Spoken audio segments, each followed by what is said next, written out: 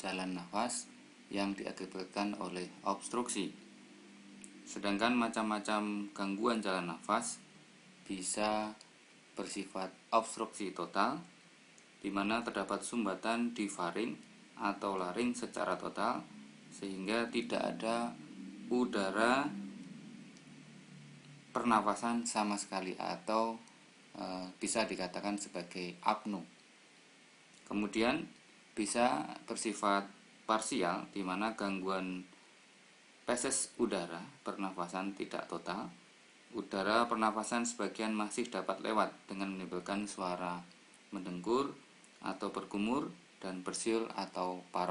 Choking atau tersedak pada umumnya disebabkan karena tersumbatnya saluran nafas secara total.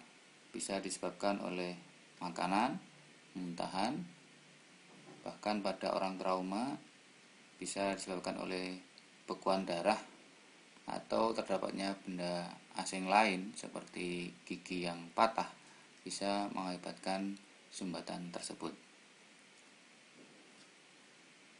Gejala dari choking pada awalnya adalah seperti orang batuk-batuk, mungkin sulit berbicara dan sukar bernafas.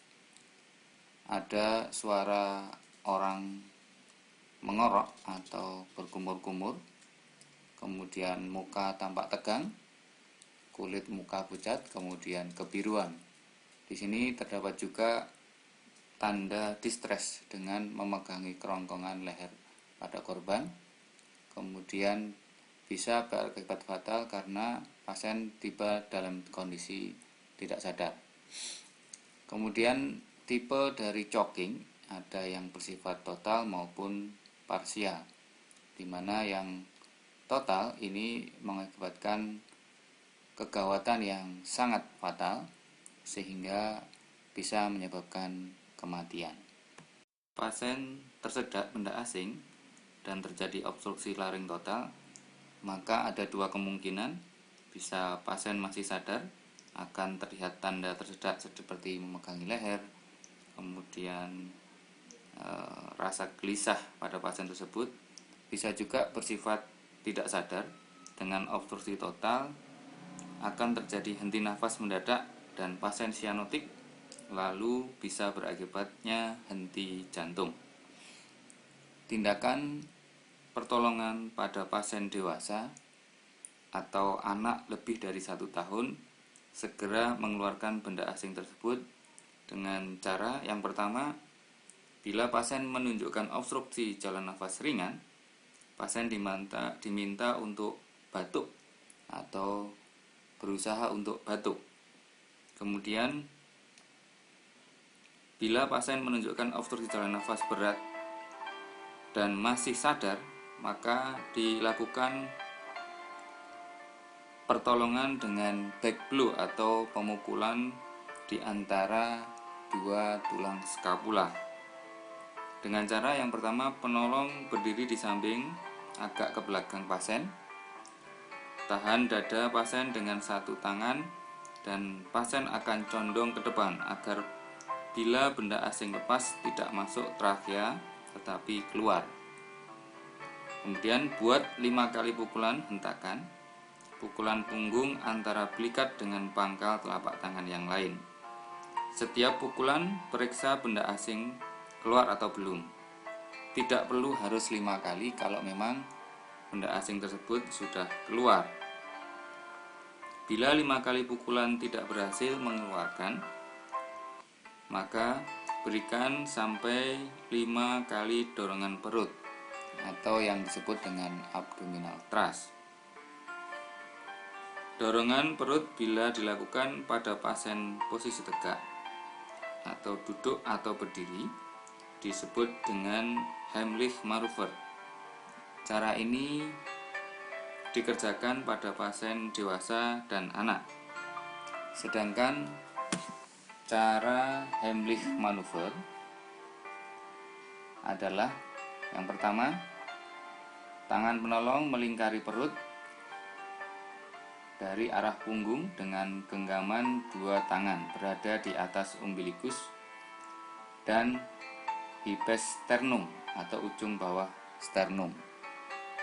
Kemudian genggaman dua tangan tersebut dihentakkan secara lembut dan cepat ke arah dalam atas sebanyak 5 kali berurutan agar benda asing dapat lepas dari laring. Kemudian ketiga, bila pasien menjadi tidak sadar ditemukan dengan atau dalam kondisi tidak sadar, baringkan segera pasien di atas lantai secara hati-hati, segera aktifkan kondisi emergensi atau teriak minta tolong. Kemudian mulai resusitasi jantung paru segera apabila terjadi atau sudah dalam kondisi henti jantung, mulai dengan kompresi dada meskipun nadi karotis masih teraba. Sapuan jari ke dalam rongga mulut hanya bila terlihat benda asing. Choking pada kondisi khusus pada balita, kemudian orang yang gemuk dan orang hamil bisa dilakukan dengan teknis chest thrust, di mana arah tekanan dari kepalan tangan kita adalah ke dalam bawah, beda dengan yang ke posisi Heimlich, yaitu tekanannya ke dalam atas. Demikian choking yang bisa kita tangani dengan segera. Dengan kesimpulan, choking adalah salah satu kondisi emergensi yang memerlukan tindakan segera atau life saving. Kemudian sumbatan airway bisa bersifat total atau parsial, adalah upaya segera yang harus dilakukan dalam menit-menit pertama. Back blow, Heimlich maneuver, abdominal thrust sebagai upaya yang harus dilakukan. Kemudian pada kondisi khusus dapat kita lakukan apabila pasien tersebut mengalami kondisi yang tidak bisa kita atasi. Pasca pertolongan ini harus diupayakan tindak lanjut seperti segera dikirim ke rumah sakit. Untuk yang pertama, evaluasi benda asing, apakah telah keluar semua atau belum. Kemudian pertolongan bila pasien masih ada keluhan, batuk, sesak nafas, susah menelan, dan sebagainya. Kemudian adakah kemungkinan terjadi trauma akibat pertolongan kita, seperti akibat Heimlich atau hentakan tadi. Kemudian bisa adanya trauma fraktur koste apabila pasien itu dilakukan RJP atau RKP.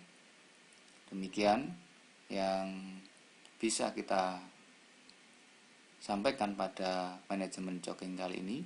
Semoga bermanfaat bagi kita, terutama bagi teman-teman perawat yang harus bisa menguasai teknik pengelolaan pada pasien yang mengalami choking atau tersedak.